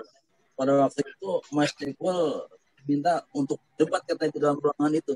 Saya bilang jangan debat, ngobrol itu. Nah, waktu itu tidak terjadi. Jadi di sini justru kalau bukankah lebih baik itu? Karena kami pun para khotot sangat perlu bimbingan teknik lukis dari Mas Saiful. Demikian pula kami mungkin memberi huruf-huruf kepada para pelukis gitu ya. Nah, itu kesimpulan dari yang tadi disebutkan Pak Sapuddin. Nah, kemudian juga soal kayak kaligrafi kontemporer itu sebetulnya sejak dulu pun sudah ada tanda-tandanya itu, bahwa itu akan wujud itu. Yaitu apa? Adanya khotugro. Khotugro itu merupakan cikal bakal dari bentuk kaligrafi kontemporer yang akhirnya berkembanglah menjadi 5 gaya zaman sekarang itu, yaitu kontemporer tradisional, kontemporer figural, kontemporer simbolik, kontemporer ekspresionis, dan kontemporer abstrak menurut Al-Faruqi itu. Demikian, makasih. Terima kasih Bapak Kiai Haji Didin Sirajuddin. Kami persilakan Bapak Syaiful Adnan untuk menanggapi. Iya, terima kasih Mbak Ana. Saya juga tertarik apa yang disampaikan tadi oleh saudara kita dari Riau. Memang idealnya antara para khatat dan para perupa atau pelukis kaligrafi itu mestinya saling bersinergi begitu ya. Sementara para khatat, para penulis kaligrafi yang betul-betul berkaedah itu bisa belajar bagaimana teknis melukis yang sesungguhnya atau berseni rupa sesungguhnya, dan sebaliknya dari kalangan perupa atau pelukis kaligrafi atau calon pelukis kaligrafi itu juga belajar menulis kaligrafi yang berkaedah. Jadi kita saling mengisi mestinya, tidak istilahnya Pak Sirjin tadi itu tanda kutip kita malah saling katakanlah untuk rezeki atau coupling atau apa. Tapi justru malah saya berharap ke depan antara para khatat dengan para pelukis itu atau pelukis kaligrafi itu juga saling mengisi gitu ya, saling memberi. Mudah-mudahan ke depannya para khatat juga bisa belajar bagaimana teknis melukis yang sesungguhnya yang memang betul-betul secara akademik begitu ya, dan juga dari para pelukis juga bisa belajar kaligrafi berkaedah. Jadi tidak mesti yang kontemporer itu kaligrafi yang betul-betul kreasi baru atau karya-karya inovasi, tapi juga bisa kaligrafi klasik itu mungkin dengan teknis kontemporer gitu ya. Sementara mungkin kalau perkembangan kaligrafi Indonesia, mudah-mudahan saya berharap untuk ke depan akan lahirnya kaligrafi Islam di Nusantara. Dalam artian walaupun kaligrafi yang berkaedah atau klasik atau kontemporer yang non kaedah bisa dengan ornamen-ornamen lokal atau muatan lokal di daerah masing-masing. Seperti saya dari Minangkabau memang menampilkan gaya atau karakter Minangkabolnya mungkin dari Aceh, dari daerah lain ya, dari Kalimantan, dari Sulawesi dan seterusnya begitu. Seperti yang pernah digagas oleh Pak Virus, guru kami, waktu festival Istiqlal pertama kalau tidak salah, munculnya mushaf Istiqlal. Itu luar biasa ornamentiknya dari Aceh sampai Papua gitu. Mudah-mudahan para perupa kaligrafi kita atau pelukis kaligrafi kita bisa memberikan nilai tambah. Jadi yang saya katakan tadi itu kaligrafi atau tulisan tidak hanya saja pada tulisan, tapi ada sesuatu yang disampaikan begitu. Saya kira begitu Mbak Ana. Terima kasih. Baik, terima kasih banyak para narasumber setelah menanggapi pertanyaan dari Bapak Ahmad Syafruddin. Lanjut ke penanya kedua, Bapak Anton Rais Mokoginto. Kami persilahkan.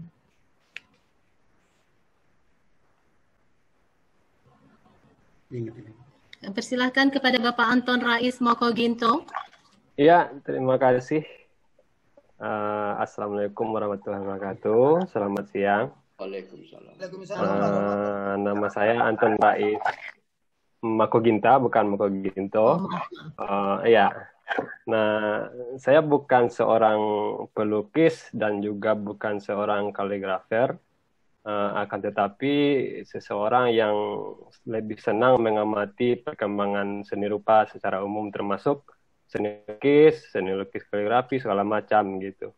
Nah, kebetulan saya tinggal di Jogja, tidak seberapa lemparan batu dari tempatnya Uda Saiful. Saya manggil beliau Uda Saiful Adnan. Tidak sepelemparan batu, ya dekat-dekat lah gitu. Nah, mungkin pertanyaan saya tidak tertuju pada siapa, mungkin terbuka saja. Jadi saya berangkatnya dari apa yang disampaikan tadi dan diskusi. Kata-kata yang muncul itu adalah seni kontemporer dan kemudian pameran virtual. Nah, mungkin saya akan bahas satu persatu. Pertama, persoalan pameran virtual. Nah, di seni rupa pameran virtual ini sebenarnya udah lama muncul, tapi secara masif karena saatnya ada pandemi ini. Nah, ada persoalan di sana. Betul apa yang disampaikan Bapak Arif tadi bahwa ada kemudahan kita bisa melaksanakan pameran virtual atau online. Halo? Ya, lanjut. Melaksanakan pameran. Ya, lanjut. Halo? Ya. Terdengar bagus? Insya Allah, lanjut. Ya. Nah, cuman di samping kemudahan itu tentu ada pula yang mesti kita terima gitu. Nah, pameran offline itu dalam pameran lukisan itu bukan sekedar lukisan itu bukan sekedar tekstur, ada juga warna. Nah, warna ketika pameran offline itu real kan. Nah, ketika virtual itu diambil dengan foto, ada file RAW-nya yang lebih besar, kemudian dipindah jadi JPEG, kemudian jadi video, berapa kali converse itu. Jadi ada perubahan warna. Nah, dengan itu. Jadi tekstur mungkin secara virtual kita tidak bisa meraba teksturnya apakah dalam, apakah tinggi, apakah kasar, apa halus kan gitu. Nah, cuman dalam keadaan sekarang itu pameran virtual inilah jalan satu-satunya pameran seni rupa gitu. Samping ada pameran offline yang tentu kebatasan kesehatan dijaga gitu. Nah, persoalan lain yang muncul adalah karya lukis misalnya itu tantangan pameran virtual itu karya-karya yang memang virtual juga gitu. Bukan pameran virtual disebabkan oleh kondisi pandemi, itu cuman pameran virtual yang karya itu virtual juga. Saya nggak membayangkan gimana kaligrafi yang diciptakan virtual dan memang itu pamerannya wajib divirtualkan, bukan offline gitu. Bisa aja font art istilahnya karya seni tulisan ya. Dipersingkat pertanyaannya Pak Anton. Iya, mungkin tantangan bagi seniman kaligrafi bagi saya di saat sekarang itu bagaimana membuat kaligrafi virtual sehingga dipemerankan secara virtual, bukan kaligrafi konvensional dan dipemerankan secara virtual gitu. Bukan ada pemaksaan jadi virtual gitu. Nah, itu pertanyaan pertama. Yang kedua, itu tantangan ya. Yang kedua tantangannya bagaimana penulisan atau pilihan ayatnya itu selalu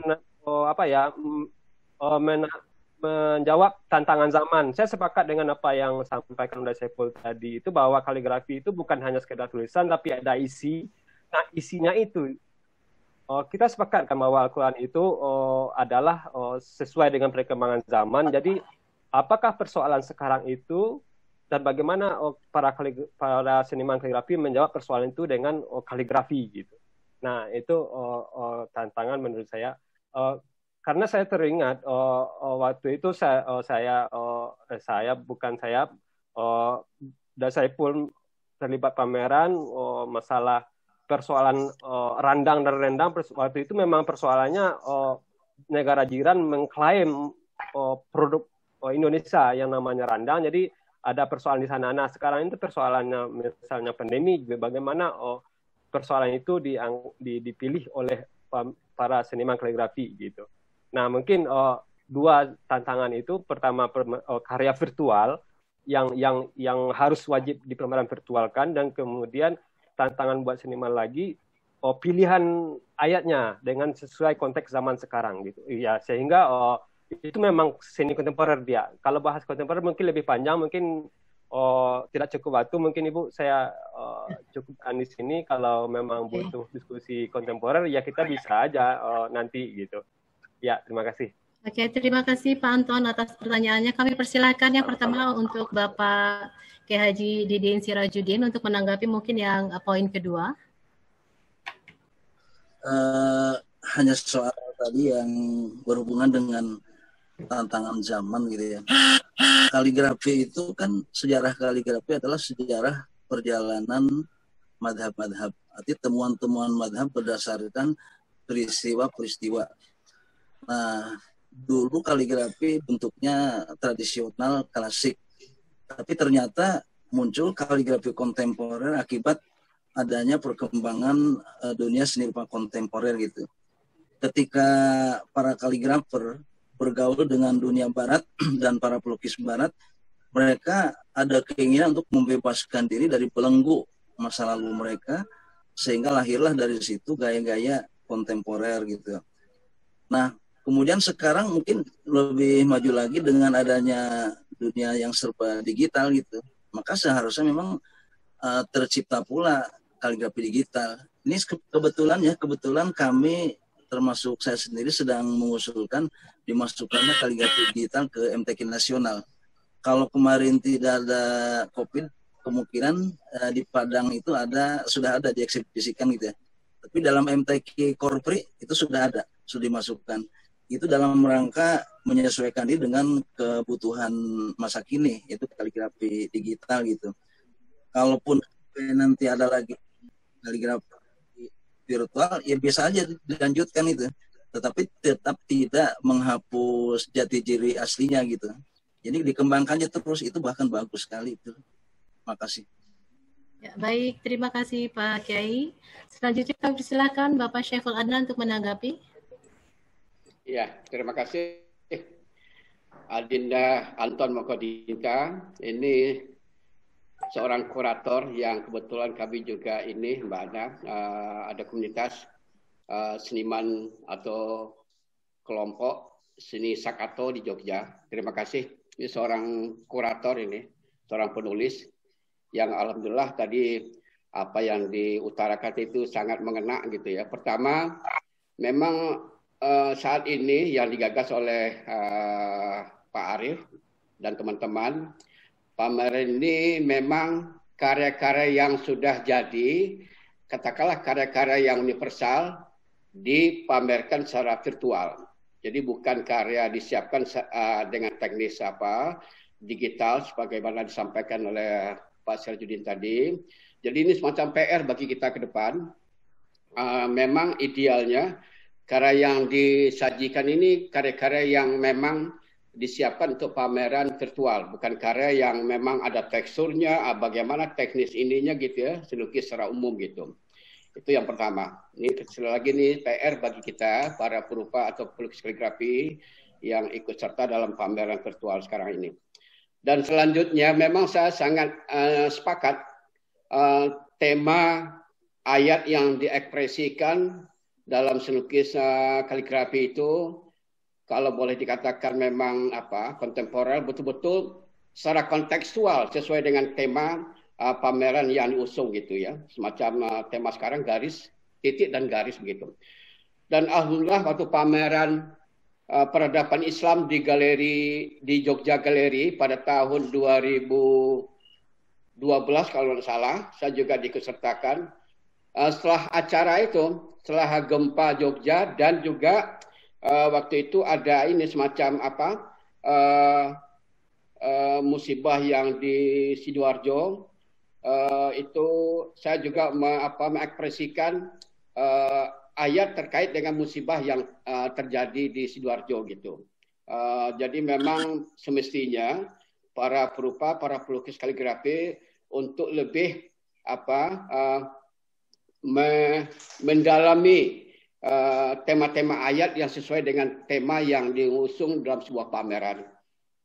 Untuk itu saya juga di samping memang karya-karya kaligrafi itu tidak sekedar tulisan yang selesai pada tulis, tapi ada sesuatu pesan, ada sesuatu yang memberikan inspirasi dan motivasi bagi apresiator begitu ya.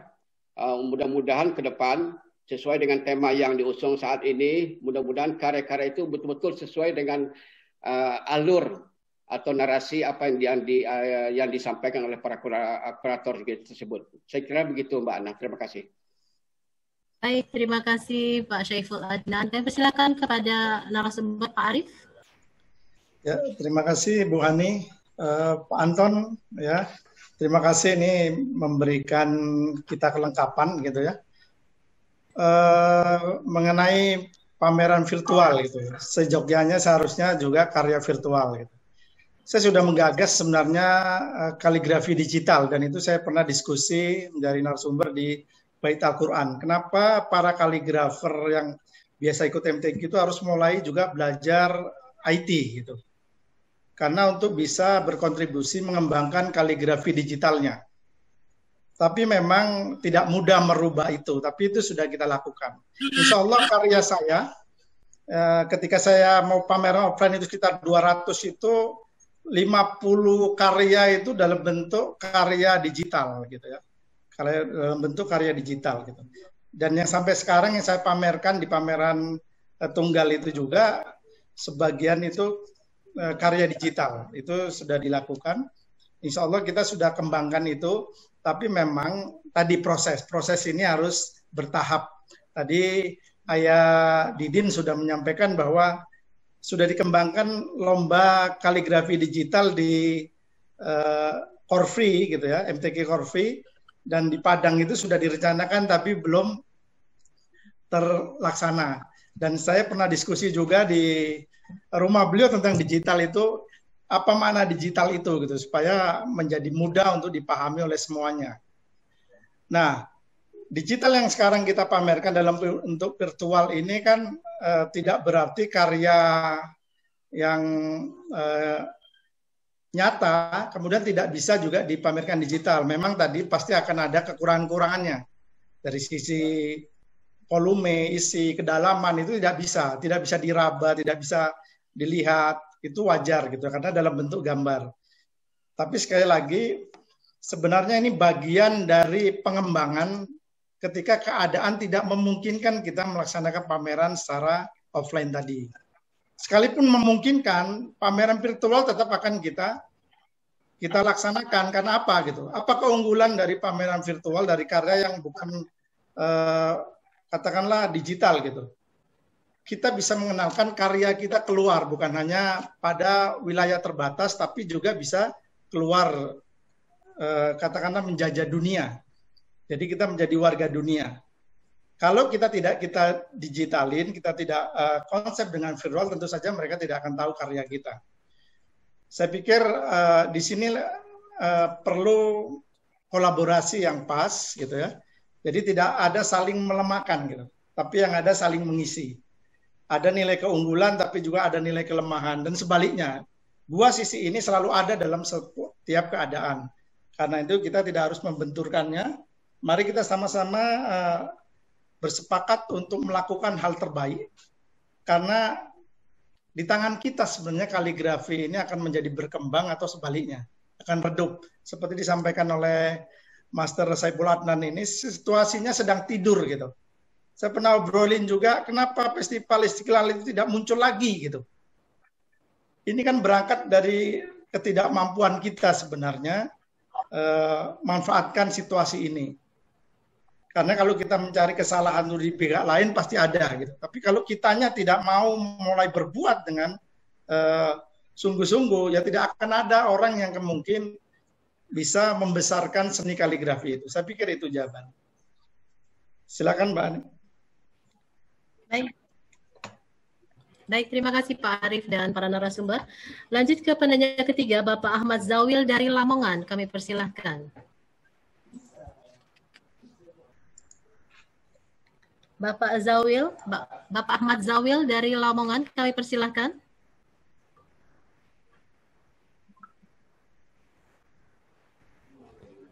Assalamualaikum. Waalaikumsalam. Assalamualaikum warahmatullahi wabarakatuh. Kiai Idin, Bapak Master Saiful, Bapak Arif, dan semuanya yang tidak bisa saya sebut. Sebenarnya ingin panjang lebar, tapi ada dua hal yang ingin saya tanyakan. Ya, tiga hal, yang satu nanti wacana. Khususnya tentunya kepada khususnya Bapak Yedidin, dan tentunya untuk semuanya juga terbuka. Yang pertama, di sini kan ada istilah kaligrafi. Nah, mohon penjelasan, apakah perbedaan dan persamaan dari istilah khot dan kaligrafi?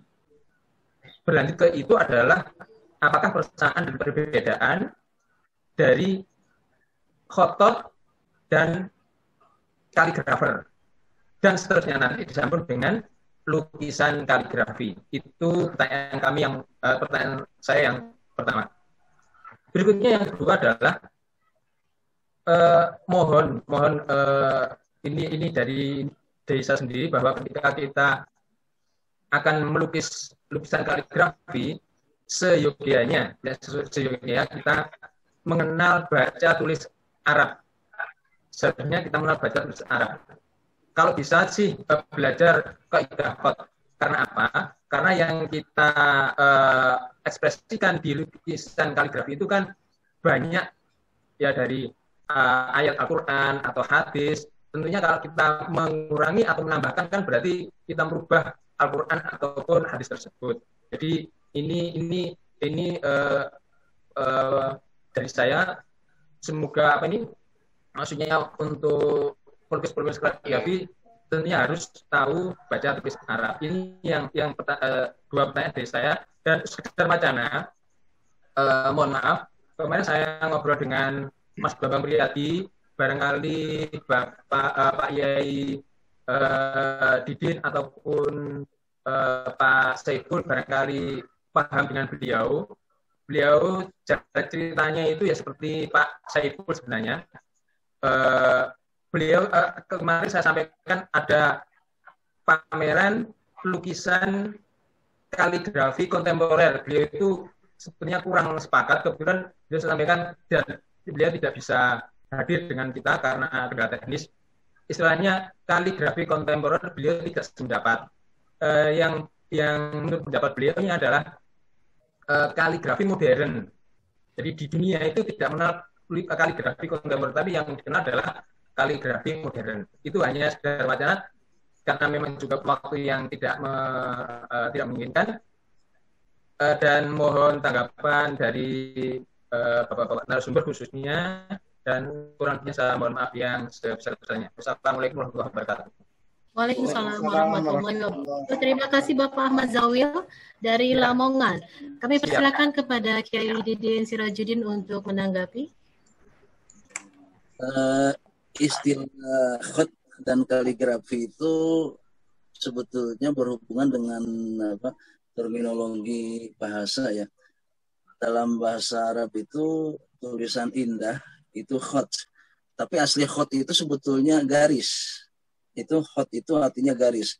Berarti khutut jawiyah, garis udara, khatulistiwa. Jadi garis yang membelah bumi jadi dua bagian yang sama indahnya, garis. Tetapi maksudnya itu adalah al-kitabah al-jamilah, tulisan bagus. Jadi berarti khat itu adalah tulisan bagus. Nah, kalau tulisan yang tidak bagus itu kitabah saja gitu. Nah, di dalam bahasa Inggris barulah kita kenal dengan kata kaligrafi. Rupanya kaligrafi itu diambil dari bahasa Latin kalos dan grap. Kalos itu artinya indah, graphein artinya tulisan indah. Jadi sebetulnya hampir sama saja ya istilah itu ya. Nah, kemudian ada lagi istilah kaligrafi Islam. Kaligrafi Islam itu kaligrafi Arab yang banyak mengemukakan masalah-masalah Al-Quran, hadis, sehingga disebutlah kaligrafi Islam karena yang melahirkannya Islam itu. Jadi karena Al-Quran lah maka lahir bentuk-bentuk kaligrafi seperti itu gitu ya. Itu kalau dilihat dari sisi perbedaan ya. Nah, kemudian tentang kontemporer atau modern. Nah, di dalam bahasa Arab kata-kata yang dipilih itu banyak. Terserah kita mau ngambil yang mana itu. Nah, itu kata modern itu ada juga jadid, ada boleh terjemahkan dengan al-khat al-jadid, kaligrafi terbaru. Tapi ada juga al-khat al-muasir. Muasir itu yang kontemporer yang paling sekarang sekali gitu ya. Nah, ini istilah ini boleh saja digunakan yang manapun. Bahkan ada lagi istilah khatur rasm, kaligrafi lukis seperti yang Mas Saiful punya itu, kaligrafi lukis itu khatur rasm. Itu istilah-istilah yang juga datang dari dunia Arab, dunia pemilik tulisan itu sendiri. Jadi kita menggunakan yang manapun boleh sajalah kita bebas untuk memilih. Terima kasih. Terima kasih Kiai Didin Sirajuddin. Kami persilakan kepada Bapak Syaiful Adnan. Iya, terima kasih. Ustadz Ahmad Zawil dari Lamongan. Ya, salam saya pada Mas Bambang Priadi, sahabat saya juga waktu tahun 90-an Pak. Siap. Alhamdulillah. Ya, salam. Alhamdulillah. Takzim saya, Ustadz ya. Jadi saya sepakat dengan apa yang disampaikan oleh Ustadz Sirajuddin tadi. Memang khat kaligrafi itu ya identik sama ya maknanya begitu. Tulisan indah, kalios dan graf gitu ya. Sebetulnya kaligrafi itu tidak mestinya ya Arab atau Islam ya. Ya kaligrafi tulisan indah, bisa tulisan Latin atau tulisan yang lain gitu ya, yang di luar kaligrafi Arab. Alhamdulillah yang berkembang di Indonesia itu kan memang kaligrafi Islam. Dan memang penduduknya mayoritas Muslim di Indonesia.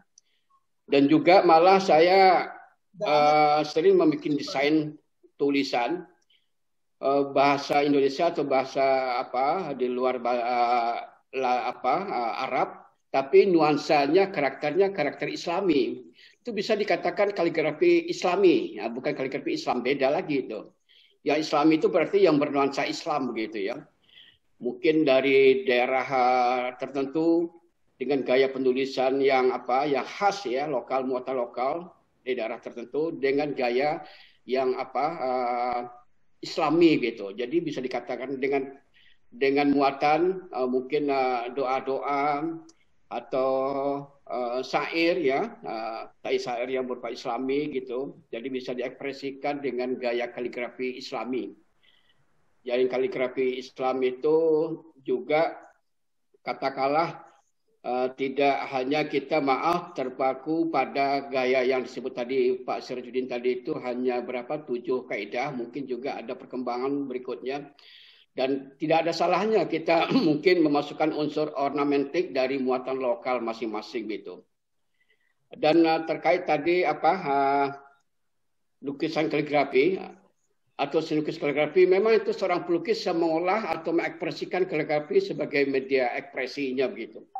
Dan alhamdulillah saya memang itulah sebagai motivasi saya dalam berkesenian atau berselukis.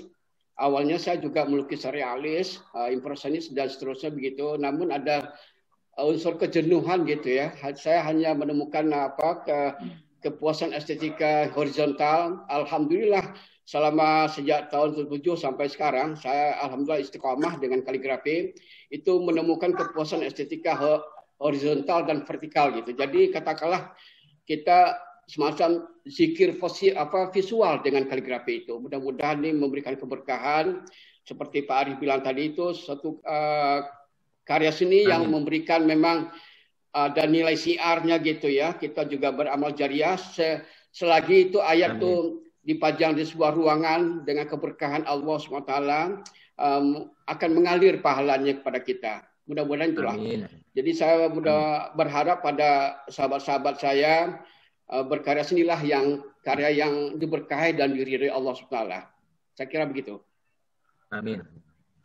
Baik, terima kasih Pak Syaiful Adnan. Kami persilahkan tanggapan dari Bapak Arif M. Syukur.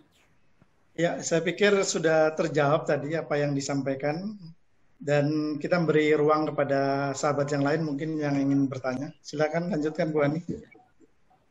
Baik, masih ada penanya. Termin pertama sudah selesai, kita buka termin kedua. Ini ada Bapak siapa tadi ya?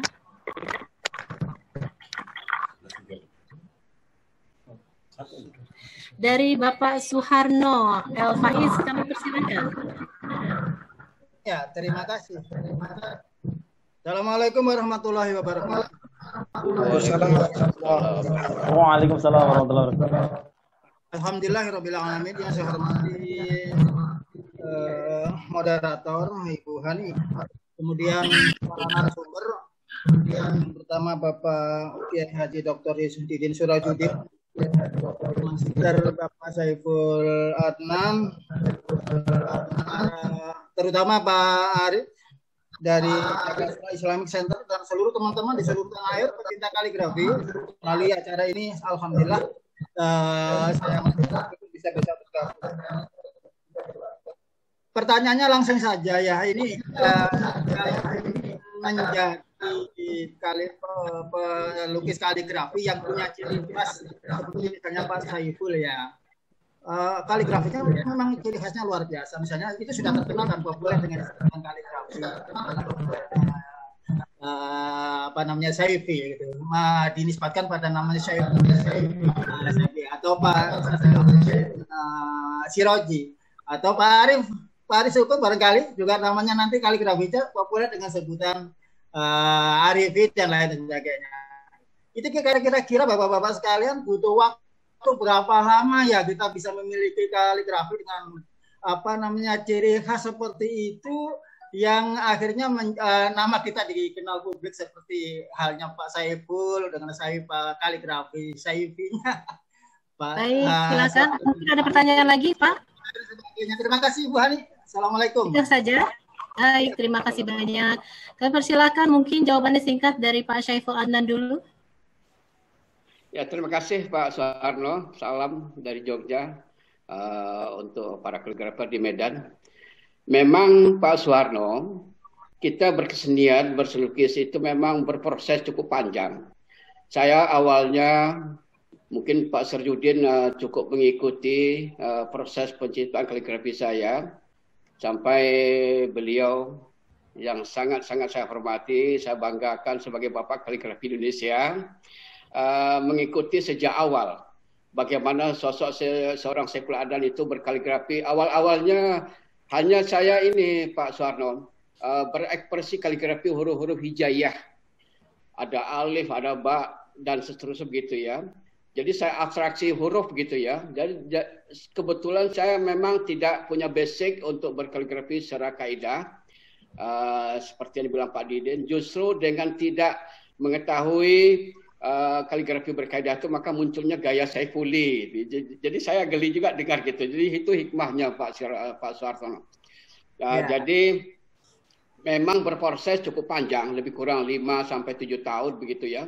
Jadi saya alhamdulillah waktu itu begitu dahsyat semacam yang bilang Pak Didin tadi itu semacam kritikan, wah ini Pak Saiful Adnan ini merusak kaligrafi ini bukan kaligrafi ini. Dan mohon maaf, ada seorang guru saya juga dari dosen UIN Jogja, mungkin Bapak-bapak dan Ibu Ana juga pernah mendengar Mbak Ustadz Mawarzi NZ, itu seorang dosen Fakultas Syariah, begitu keras gitu menolak saya, ini bukan kaligrafi Saiful, ini kaligrafi yang dirusak, ya maaf, yang di sesuai dengan kaidah gitu. Mestinya kaligrafi itu cukup hitam putih dan berkaidah sesuai dengan solusi atau diwani dan seterusnya begitu.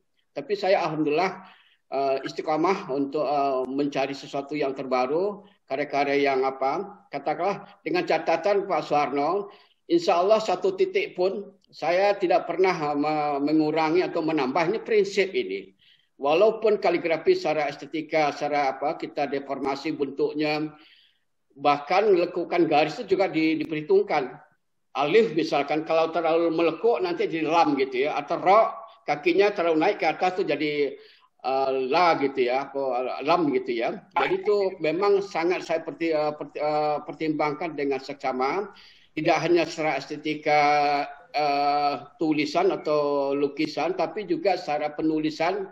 Jadi pada prinsipnya sebagaimana disampaikan Pak Didin tadi, boleh kita berkreasi, berekspresi, berinovasi, tapi tetap secara tekstual sesuai dengan apa yang tertulis tertera di Al-Quran. Itu prinsip itu.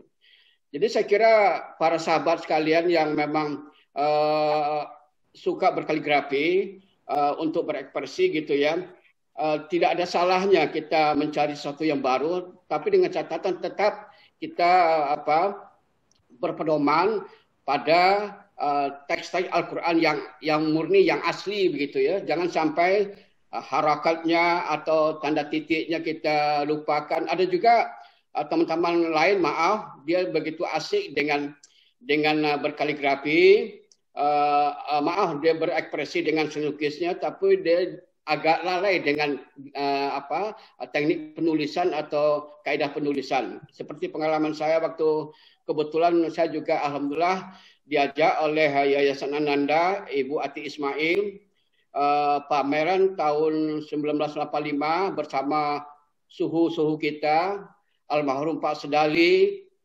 almarhum Pak Amri Yahya, guru kita Ade Virus, dan almarhum Pak Mang Rahman. Saya yang paling muda waktu itu, mungkin dianggap sebagai anak gitu ya. Waktu itu ada misi budaya, kita ke Arab Saudi, pameran di Jeddah dan di Riyadh. Dari sekian karya itu betul-betul ada tiga pentasih atau tiga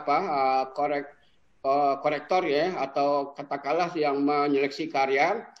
Ada di antara karya-karya kita yang begitu bagus secara estetika, secara artistik, lukisan, tapi mohon maaf secara penulisan belum lengkap atau ada kurang gitu ya. Itu memang untuk tidak dipamerkan gitu. Memang nampaknya kalau untuk sebuah karya kaligrafi itu tidak hanya kita menyajikan bagaimana keindahan sebuah lukisan atau karya serupa, tapi juga secara penulisan sangat prinsip, itu tidak bisa ditawar-tawar gitu. Dan alhamdulillah waktu itu tahun 85 waktu itu sangat diapresiasi oleh para kolektor di Arab Saudi, khususnya karya-karya almarhum Pak Mang Rahman, sebuah karya yang memang unik, bahkan kaligrafi sofistik itu istilahnya gitu. Terima kasih, itu jawabannya. Monggo. Baik, terima kasih Pak Saiful Adnan. Kami teruskan kepada Bapak Didin Sirajuddin. Terima kasih. Saya ingin juga mengingatkan peristiwa yang disebut Mas Saiful dalam diskusi kita itu, tidak salah, di Gedung Seni Sono tahun 85 bersama para mahasiswa dan para Jogja waktu itu ya. Memang pada waktu itu Bapak ZNZ, beliau seorang dosen di IAIN Yogyakarta, juga seorang imam, salah satu imam di istana gitu ya. Itu dengan keras sambil berdiri mengatakan, dengan menunjuk-nunjuk lukisan Afandi kepala yang di atasnya ada huruf Allah. Dia bilang ini tidak pantas tulisan seperti itu berada dalam huruf Allahnya Apandi gitu. Pada waktu itu saya lihat tampang para hadirin itu seperti gelisah, tapi langsung saya menjawabnya, sekiranya orang yang dianggap seperti Apandi mau menulis huruf Allah saja di atas gambar kepalanya, bukankah ini kemenangan dakwah Islam? Saya ingat pada waktu itu hadirin tepuk tangan gitu. Jadi seolah saya ikut membela Apandi pada waktu itu gitu. Karena apapun yang digores itu adalah hasil usaha, termasuk juga terciptanya jenis-jenis itu karena ada asbab nuzul dan asbab wurudnya gitu. Jadi tidak satu karya pun, tidak satu gaya pun, tidak satu madhab pun yang lahir dengan tiba-tiba. Tapi ada perjalanan panjangnya. Ketika Mas Saipul ini mungkin ketika Mas Saipul baru mulai mencoba itu tidak dengan sengaja bikin gaya khas gitu ya.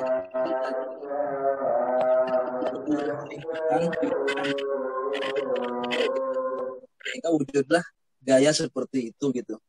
Nah dulu ada tulisan, misalnya tulisan Lu'lu'i, ada tulisan Timbukti dari tulisan Takarisi, Yazi, Sudani. Nah, jadi begitu ya perjalanan. Tetapi